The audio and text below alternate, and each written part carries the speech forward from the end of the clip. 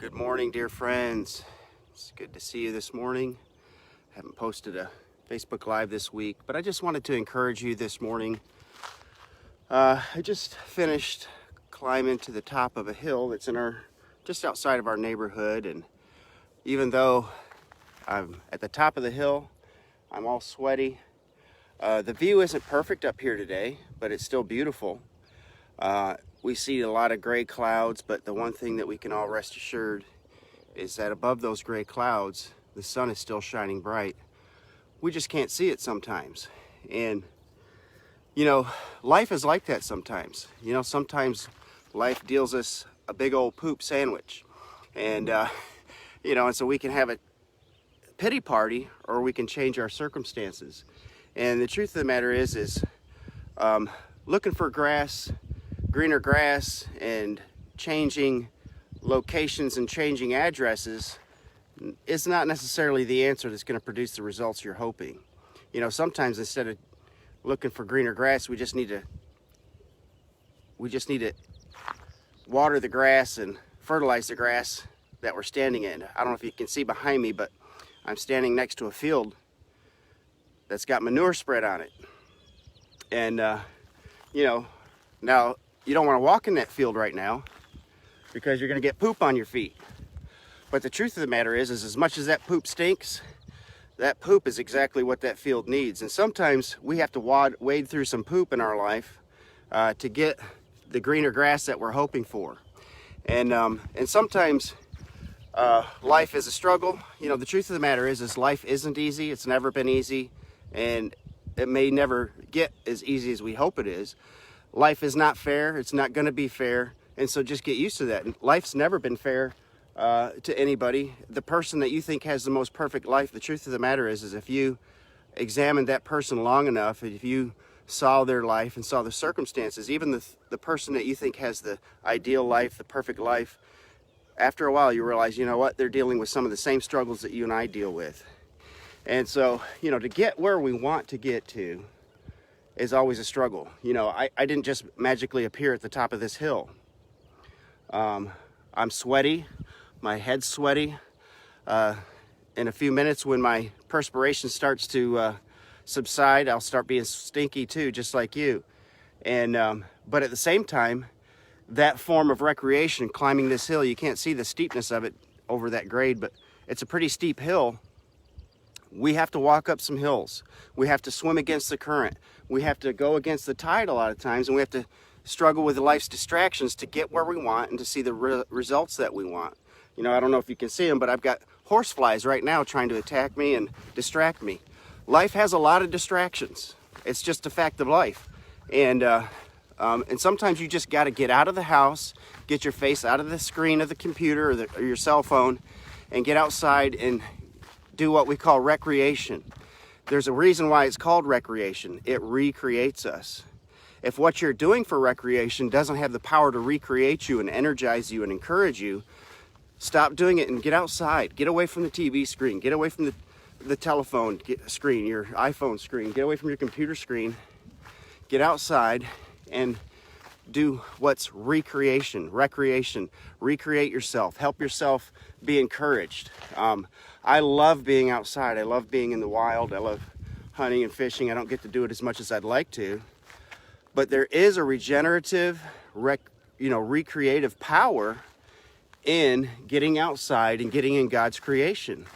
And so I encourage you, get outside. Listen, I don't have to wear a mask out here. I don't have to deal with people worrying about me wearing a mask out here. So get outside. Go to a park. Go to a lake. If you're waiting for a perfect day, you might not get it. All right? If you're waiting for perfect circumstances, you might not get it. If you're waiting for a perfect life, you've got to create it. All right? And so life isn't easy. Life isn't fair. Life isn't perfect. But life is what you make it. You either manage life or life will manage you. That's just the fact of the matter. If you're being pushed and pulled by every circumstance, you're not managing life. Life is managing you. And so, I got up early this morning to come and do this. I've never been a sleeper inner. I've never found a real successful person that got there by sleeping late. And so success takes work. Good results take work. In order to get there, you're going to fail at times. That's life. A lot of times you don't know what you're going to be or what you can do until you failed a few times. And, you know, if you've never failed at anything, then you probably haven't tried anything of any consequence. Anything worth doing, anything worthy of your effort is going to take time. It's going to take effort. It's going to take everything that you have, and there will be failures. But you're only a failure if you stop. You're only a failure if you fall down and you don't get back up. You know, some of the most successful people that have done the most good in the world have been tremendous failures. You know, Abraham Lincoln, he lost more elections than most people before he ever became president. Yet when he became president, some of those failures and some of the challenges that he faced through life made him the man our country needed at that hour. And hey guys, how you doing? And so we just need to understand that anything worth doing is worth doing well, and anything worth doing that's going to actually have long-standing, far-reaching consequences is going to have the chance of failure. And you're only a failure if you don't get back up. You know, if you fall and fail 10 times, you better get back up 11. If you fall and fail 20 times, you better get up 21 times. And if you're sitting around sucking your thumb and whining because life isn't fair, I'm telling you, that's not going to change anything. Some of the most miserable people you'll meet are people that complain because they think life's not fair. And so don't waste your time there. I tell you what, here's a key. The best way to be happy is go and help somebody else find happiness. Go and be for other people what you feel like you need. I want you to let that sink in. Go do for someone else what you wish others would do for you. Go be the answer for somebody else that you're looking for. Do you need a friend? Go be a friend to somebody that's lonely. You know, it's interesting. I spend a considerable amount of energy and thought in communication with friends and relatives and former coworkers and military comrades, because I think that communication and friendship is important. And it's interesting because I always get a lot of compliments about, wow, Terry, you're a real connector and you're a bridge builder, which I am because I focus on it. It's important to me. And but sometimes the people I call or talk to or email, they're like, oh, wow, I was wondering, where have you been? I haven't heard from you in a while. And a lot of times, tongue-in-cheek, my response is, you know, the interesting thing about these telephones is these numbers and these electronics actually work both ways. You could call me too, you know. You could email me too, you know. And so you know, if you feel like you're lonely, if you feel like somebody's forgotten you, you're left behind, you're rejected, I want you to really examine yourself and examine your activities and what do you put into relationships. If you don't put anything into relationships, you're not going to get much out of relationships.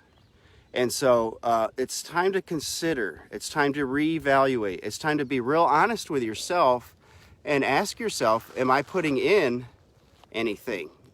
Is the reason I don't get anything out of relationships is because I don't really invest my time, my effort, my focus in relationships. And so, you know, I've got a lot of friends. I love people. I honestly love people.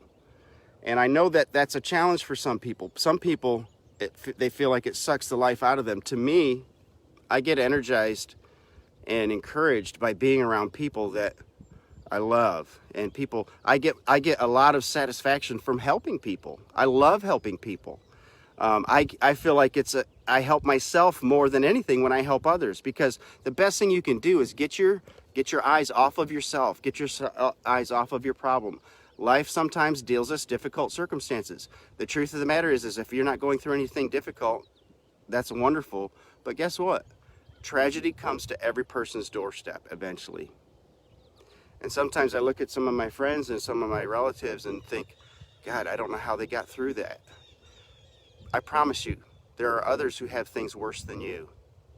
And so, you know, I just want to encourage you today Don't just look at yourself. Don't just look at your circumstances.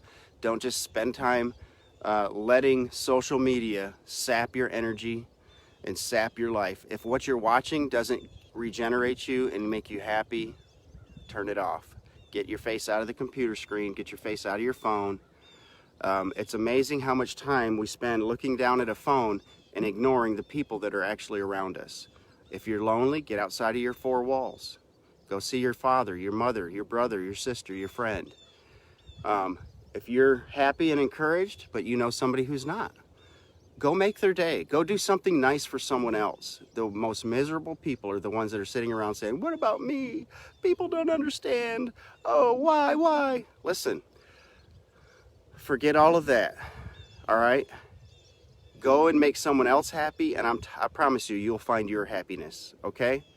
And so I hope this has encouraged you. I hope that you'll share this with others. Life isn't perfect. Life isn't fair. Get used to it. But life is what you make of it. Go make someone else's life better, and I promise you, you'll, in the process, make your own life better. Stop blaming others, all right? Everybody else isn't the problem. Look in the mirror and see, okay, how can I fix things and how can I make things better? All right? I hope this has encouraged you. I hope you'll share it with somebody, and I hope you have a great day. I hope this day clears up, but you know what? If it doesn't, I'm gonna manage my day and manage my time wisely. All right? I'm not gonna spend my day looking in social media. Find a good book. Spend some time in the scriptures. Spend some time in prayer. A lot of times this is how I connect with God, as I get out in God's beautiful creation. I love life. I love creation. I love the green grass and the trees and the fish in the sea. I love it. It's beautiful. God is a magnificent creator. And there's no way I can look at these beautiful hills and these beautiful fields and the beautiful mountains in the distance and think that just happened. No way. That takes way more faith than realizing we have a magnificent creator that created this. And it's so consistent every day. The sun's going to come up the next day. 24 hours every day. Every year's got 12 months. That kind of consistency can't just happen out of randomness. So I bless you. Have a great day. Bye-bye.